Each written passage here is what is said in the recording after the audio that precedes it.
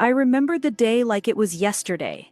A normal day at school, laughing with friends, heading to class, but in a single sudden moment, everything changed. One moment, I was walking down the hallway, unaware of the darkness that was creeping in around me.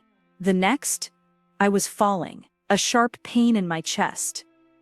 The world around me faded, and suddenly I was floating out of my body, looking down at myself, lifeless, on the cold, hard ground.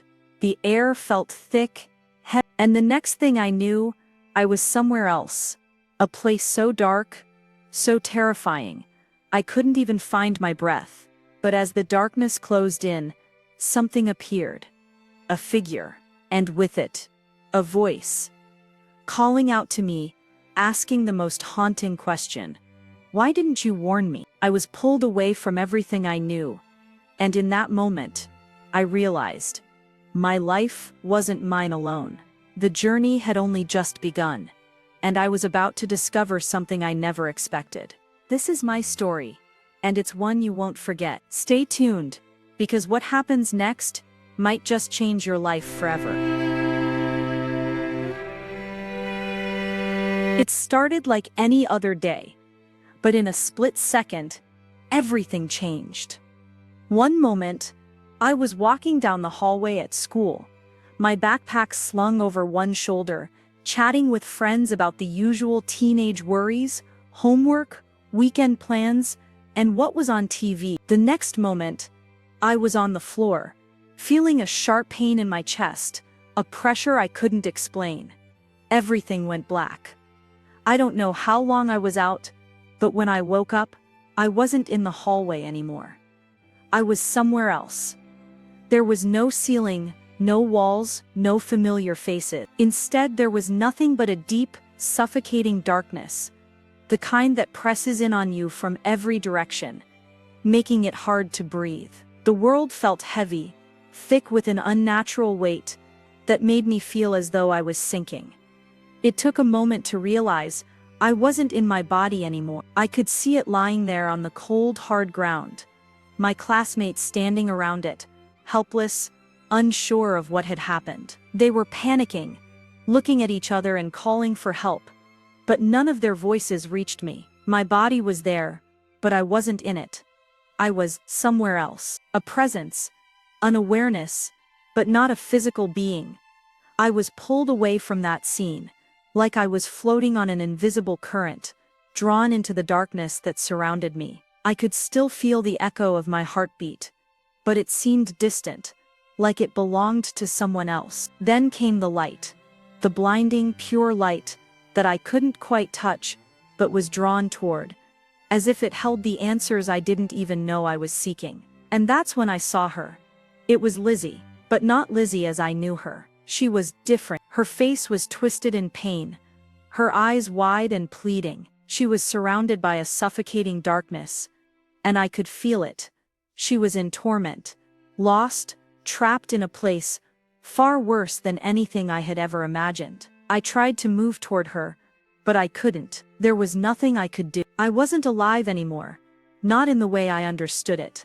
I was in the afterlife, suspended between two worlds, my earthly body still lying in that hallway, and this place, this realm that was as real as anything I'd ever known. I didn't understand it then, but now as I look back, I know that was my near-death experience, a glimpse into the reality that awaits us all. What I saw in that moment has haunted me ever since. The sensation of being torn between worlds lingered as the light continued to pull me in.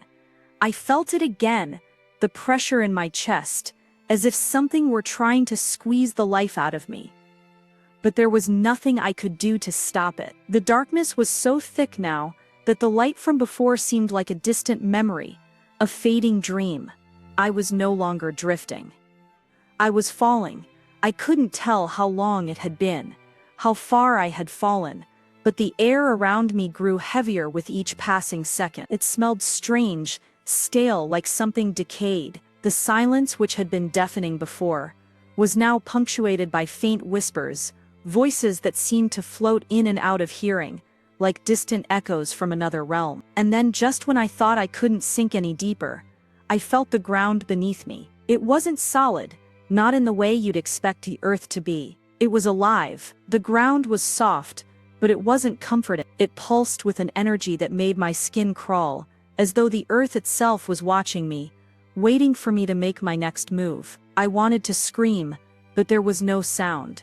My mouth opened, but nothing came out. The air was thick, almost suffocating, as if every breath I took was laced with the weight of 1,000 unspoken words. The light I had followed, the one that had called me, was now distant, a mere glimmer on the horizon of my vision, impossible to reach. It was as if the farther I fell, the more unreachable it became. But I couldn't stop. I couldn't fight against the pull.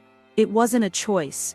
It was happening to me, and all I could do was endure it. As I took a few hesitant steps, I looked around, trying to make sense of this new world. It was nothing like the world I knew. The sky was an unnatural shade of red, deep dark and foreboding, like the blood that stained the soil beneath my feet. The ground was cracked and barren, as though it hadn't seen life in centuries. There was no sun, just an unrelenting, eerie glow that seemed to come from nowhere, casting everything in an ominous shade. I moved forward, my steps shaky, uncertain. Each footfall sent ripples through the ground, disturbing the silence in a way that felt wrong, unnatural. My eyes darted around, trying to find something familiar, something that would anchor me in this nightmare. But there was nothing. Nothing but the desolation that stretched out in all directions. And then I saw it. In the distance, a figure moved. At first it was a mere shadow, indistinct and blurry. But as it approached, the details became clearer. It was a person, a woman. She moved with a slow, deliberate gait, her head lowered as if in mourning. Her clothes were tattered, worn from what could have been an eternity of suffering. Her face was obscured by her long, matted hair, but the aura around her, the way she moved, so heavy, so burdened, told me all I needed to know. She was like me, or rather, she had been like me once. I couldn't stop myself. My feet moved instinctively, carrying me toward her. The closer I got, the more I felt the weight of the place pressing down on me, the heaviness in the air growing thicker. "Who are you?" I finally managed to ask, though my voice came out weak, distant, as if I were speaking from far away. The woman didn't answer. She continued to shuffle forward, her head still bowed, her hands outstretched as if feeling her way through a world she could no longer see. But as I watched her, a wave of recognition washed over me. It wasn't her appearance that struck me, but the sense of familiarity, the sensation that I had known her once. And then, like a sharp stab of pain, it hit me. I knew this woman. I had known her. It was Lizzie, but not the Lizzie I knew. This Lizzie wasn't the flirtatious, carefree girl I'd seen in class. This Lizzie wasn't the one who joked and laughed in the hallways. This Lizzie was broken, a shell of the person I had once known. She was here, in this place, trapped, and I couldn't help. She stopped, as if sensing my presence, and raised her head slowly. Her eyes met mine, and for the first time, I saw the pain, the raw, unfathomable pain, that had been hidden behind her confident smile. Her lips parted, and I thought for a moment that she might speak, but instead she collapsed to her knees, her hands pressed to the earth, as though she were pleading for mercy. But mercy wasn't something this place offered. The air around us seemed to grow colder, darker. The whispers I had heard earlier became louder, more frantic, as if they were closing in on us. I could feel the weight of their judgment, their condemnation. I felt their eyes on me too, the unseen watchers who had been observing my every move. But Lizzie's gaze was the only one that mattered now. She looked at me, her expression filled with an agony I couldn't bear to witness. The question she had asked me before, "Why didn't you warn me?" echoed in my mind once again. I wanted to scream, to beg her to understand that I hadn't known, that I hadn't seen what lay beyond the veil. I wanted to tell her that I never would have let this happen to her, never would have allowed her to fall into this hellish place. But there was no use. I couldn't speak, couldn't reach her, couldn't offer her the comfort she so desperately needed. All I could do was watch as she remained there, kneeling in the dirt, her body trembling with an unspoken pain. I was useless. The ground beneath me seemed to shift, and I stumbled, caught off guard by the movement. And then I saw them, the being. They were shadows, indistinct and formless, but their presence was undeniable. They loomed in the corners of my vision, their movements swift, relentless. The shadows grew bolder, moving closer, closing in on Lizzie and me. There was no escape. This place had no exit, no redemption. It was a prison of the soul, built from regret, from actions left undone, from sins left unacknowledged. I realized then that I wasn't just here to witness Lizzie's fall, I was here for my own. The walls of this place were closing in on me, and I knew I couldn't stay here forever. But I couldn't leave either, not yet.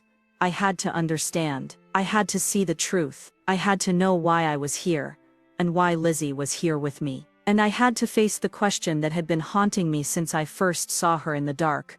What had I missed? What had I failed to see? The answer, it seemed, would only come with time. But as I looked at Lizzie, kneeling in the dust, I couldn't shake the feeling that time was already running out for both of us. The shadows surrounded us now, thick and oppressive, but Lizzie remained in her position, her trembling hands pressed to the earth beneath her. It felt like time had stopped altogether, as if the very laws of the universe had been suspended, leaving nothing but a heavy, suffocating silence. I could hear my heartbeat, faster now, like a drum in my chest, but it felt distant, almost like it didn't belong to me. My breath was shallow, ragged, as if the air in this place was too thick to draw in. And still, I couldn't move. I stood there, trapped in this nightmarish space, paralyzed by a truth that had yet to reveal itself. Lizzie's eyes were locked onto mine, but her expression had changed. The raw agony was still there, but now there was something else, something deeper. It was as if she had seen into me, into the parts of myself I had refused to confront. She was seeing the truth of me, the truth I had been running from.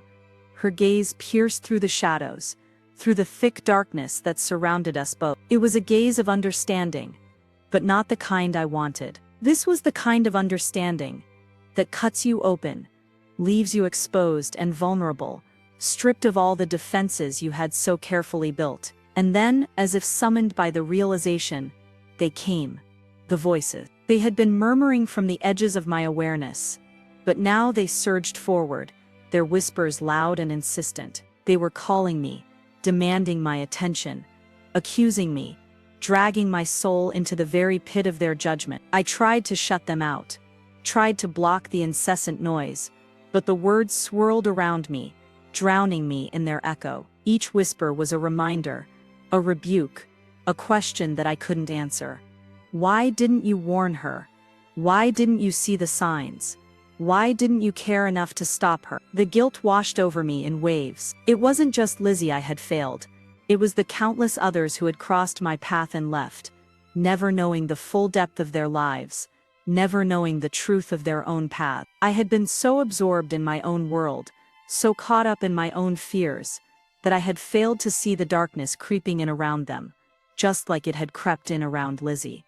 But there was no time to dwell on the mistakes of the past. The shadows were pressing in closer, and I could feel them, moving toward me, curling around my body like a suffocating blanket. It was as though I was being drawn into the very essence of this place, into the core of its despair. And then, just as I thought I couldn't bear it any longer, the light appeared again. It wasn't the same light. It wasn't the blinding, overpowering force I had felt before. No, this light was different. It was softer, gentler, yet no less powerful. It was warm, comforting, even, and it cut through the darkness like a knife through fog. I didn't understand what was happening at first. I couldn't make sense of it, but as the light expanded, I felt it, a sensation I hadn't felt in what seemed like forever. The shadows recoiled, hissing as they retreated, and the oppressive weight of the air began to lift. I could feel myself being pulled, gently, yet irresistibly toward the light. And then, I heard it. A voice, not a whisper this time, but a clear, soothing sound that seemed to reach deep into my soul. You are not meant for this place. This is not your end. Your journey is not over. I wanted to speak, to ask what it meant, to understand, but my mouth refused to form words. Instead, I found myself moving, as if the light itself were guiding me. I was leaving the shadows behind, leaving Lizzie behind. I looked back one final time as the light enveloped me. Lizzie was still there, kneeling in the dust, but there was a calm in her eyes now. Not peace, not exactly, but understanding, a kind of acceptance. I wanted to call out to her, to reach for her, to somehow pull her out of this place with me, but I couldn't. The light was pulling me further, and I had no choice but to follow. The pull grew stronger, and before I could take another breath, I was no longer standing in the desolate wasteland. I was no longer surrounded by shadows and echoes of past regrets. I was somewhere else. I don't know how to describe it. There were no walls, no floors beneath me, just an endless expanse of soft light that stretched out before me. It wasn't the same harsh, blinding light I had encountered before. No, this was gentle, it was inviting, and as I looked around, I realized I could feel it, feel the warmth radiating from it, filling me with something I hadn't experienced in what felt like forever. You have returned, the voice again. But this time it wasn't distant. It was close, as though the voice was right there beside me. I wanted to ask what it meant, what I had experienced, but the words didn't come. Instead, a single image flashed through my mind, the image of Lizzie, kneeling in the dust, surrounded by shadows, her face filled with regret. I wanted to tell her that I was sorry, that I had failed her, that I would carry her pain with me for the rest of my life. But all I could do was watch as the light washed over me, bathing me in its presence. And in that moment, I knew what had happened. I had been given a second chance, a chance to do better, to see the signs, to act when it mattered. And though Lizzie's fate was sealed, mine wasn't. I had returned to this world, but not unchanged. I had learned something, seen something that no one else could see. I had witnessed the consequences of ignorance, the weight of unspoken regrets, and I had felt the darkness that came with it. The journey was far from over, but I was no longer afraid. The light was my guide, and it would be with me every step of the way. And perhaps, just perhaps, I could still warn someone else before it was too late. If you've ever felt lost or uncertain about your fave, this is your wake-up call. The afterlife is real, and the choices we make today shape our destiny forever. Don't wait until it's too late. Turn your heart toward repentance, seek the truth, and change your life today. If you want to hear more real life-changing testimonies from the other side, hit that subscribe button and share your thoughts in the comments below. Your journey toward understanding doesn't have to end here. Join our community as we explore the mysteries of the afterlife together. Comment, subscribe, and be part of something bigger than yourself.